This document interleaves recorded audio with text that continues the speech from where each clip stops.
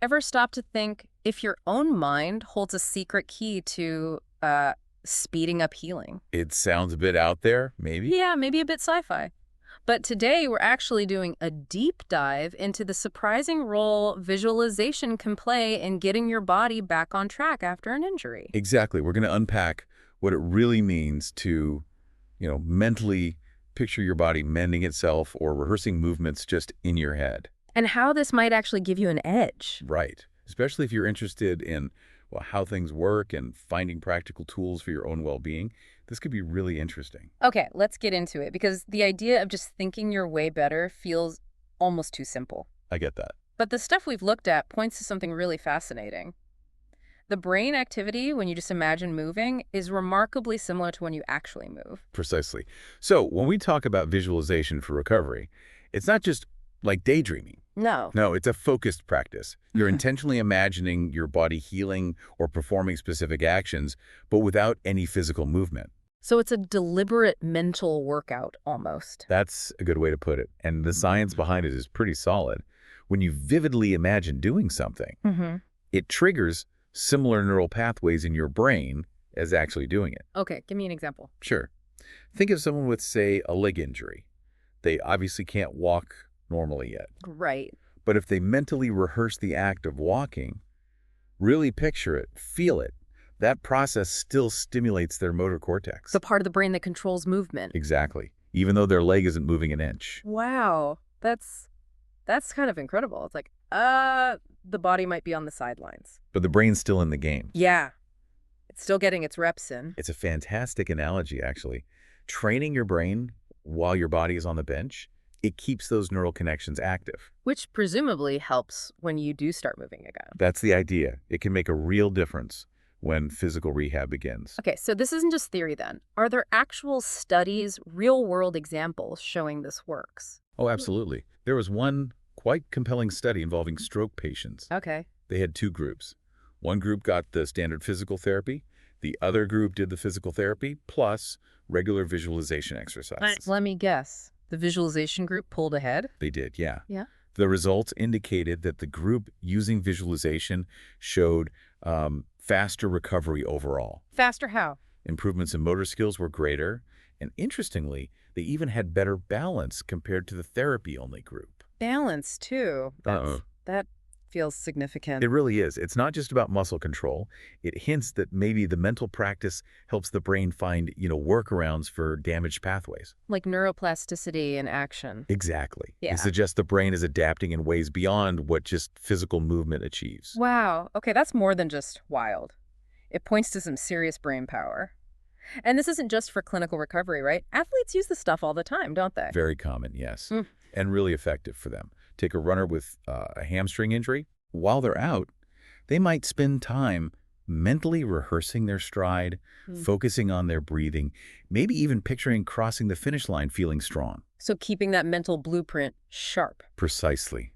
It maintains that crucial mind-body connection to the movements they can't physically do at that moment. It's like, imagine forging a path in tall grass.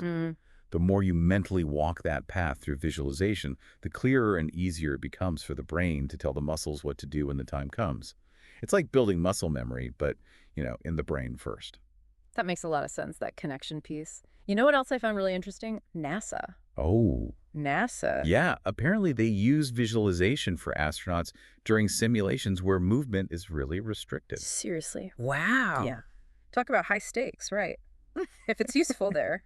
That really does underline the power of mental practice when physical practice is an option. If astronauts benefit in those conditions, it suggests it's pretty broadly applicable. Okay, the evidence is definitely stacking up. But let's dig a bit deeper into the why. What's the actual mechanism here? How does thinking connect to physical healing? Well, like we touched on, it provides those practice reps for the brain's motor system. Right, keeping the pathways active. Exactly. Even when you're immobile, the brain is reinforcing those neural circuits for movement. So it's like keeping the software updated while the hardware is being repaired. That's a great analogy, yeah. Oh. But it's not just the physical motor stuff. There are big psychological benefits, too. Like what? Visualization can really help reduce fear and anxiety about getting hurt again. Oh, that's huge. I can see how that fear could totally hold you back. Definitely. It's a major roadblock for a lot of people in recovery. And it also seems to affect how we perceive pain. How so? Well, if you're mentally focusing on healing, on strength, on smooth movement, rather than just dwelling on the pain, your brain can actually start to modulate those pain signals. It's kind of like redirecting its attention, shifting the focus. Interesting. So it's about what we mentally rehearse, but also just where we place our mental focus. Precisely. And here's something else quite remarkable. The potential link to the immune system. Really? How does that work? Some research suggests that positive mental imagery, this kind of focused visualization, might help lower cortisol levels. The stress hormone? Right. And lower stress can potentially boost the immune response. And of course, your immune system is critical for healing. Whoa. Okay, so it's not just brain-muscle connection. It might actually influence our body's core healing systems. Yeah. That's fascinating. It points towards a more holistic effect, doesn't it? Beyond just the nervous system. Okay, this sounds incredibly useful. So for someone listening right now, maybe they're recovering from something. How do they actually do this? What are the steps? It's pretty straightforward to get started, actually. Step 1, find a quiet place, somewhere you won't be disturbed. Okay. Close your eyes, take a breath or two, and just bring your focus to the part of your body that's healing. Then start to visualize it, not as injured, but as healthy, strong, working perfectly, completely pain-free. Really try to build that clear mental picture. Got it. Visualize the ideal outcome for that body part. Exactly. Then, step 2, imagine the movement related to your recovery. So if it's a knee injury, picture yourself walking smoothly, maybe climbing stairs effortlessly, or even a gentle jog if that's a goal. Okay. And the key here is to make it vivid. Engage your senses. What does it look like in your mind's eye? What sounds might go with it? Crucially, what does it feel like? Feel like? Yeah, the sensation of your feet on the ground, the smooth, easy movement in the joint, the muscles working correctly. The more sensory detail you include, the more real it feels to your brain. So build a whole multisensory experience mentally. You got it. And consistency helps. Try to do this daily, maybe for just 5 or 10 minutes.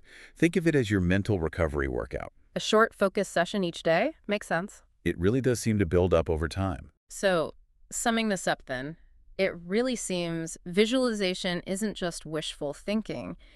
It can genuinely give your physical recovery a significant boost. The potential is definitely there, but, and this is important, it's a supplementary tool. Right, not a replacement for doctors or physio. Absolutely not. It works with your medical treatment, your physical therapy, all the guidance from your healthcare team, but used alongside those things, it can be a really powerful addition. It just highlights that incredible connection between mind and body, doesn't it? Especially when it comes to healing. It really does. And it offers a bit of hope, I think. For anyone going through recovery, physical, or even emotional, our minds have this amazing capacity to influence our well-being. Absolutely. So the big takeaway seems pretty clear. Don't just sit back and wait to heal. Actively visualize it. Yeah, visualize the healing you want. That sums it up nicely. You know, thinking about all this, it really makes you wonder, what else could our minds be capable of? And what other ways might this power influence our physical health, maybe in ways we haven't even thought of yet? That's a great question to ponder, isn't it? For you listening, how could you maybe apply this idea, this mind-body connection? Maybe not just for injury, but in other parts of your life. Yeah, where else could that focus make a difference? It's a fascinating area, for sure. Lots of potential there for, well, for everyone.